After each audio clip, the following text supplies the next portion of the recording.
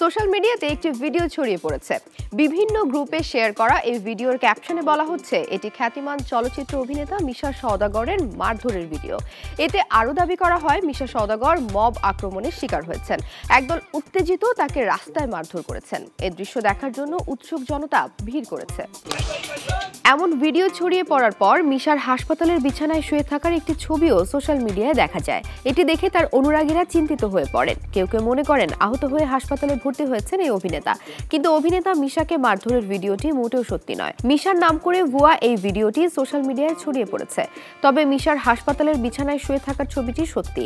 জানা গেছে অভিনেতা হাঁটুর অস্ত্রোপচারের জন্য যুক্তরাষ্ট্রের একটি হাসপাতালে ভর্তি হয়েছেন। এই ছবিটি সেই হাসপাতাল থেকেই তোলা। মিশা সওদাগর প্রায় 9 বছর আগে মিসড কল নামে একটি সিনেমার শুটিং করতে গিয়ে গুরুতর আহত হয়েছিলেন। সে সময় তার ডান পায়ের লিগামেন্ট ছিঁড়ে গিয়েছিল। সে সময় চিকিৎসা নিয়ে সুস্থ হয়ে অভিনয়ে ফিরেছিলেন তিনি। তবে আবারও সেই একই স্থানে আঘাত পান এই অভিনেতা। তাই উন্নত চিকিৎসার জন্য তিনি সম্প্রতি যুক্তরাষ্ট্রে রয়েছেন।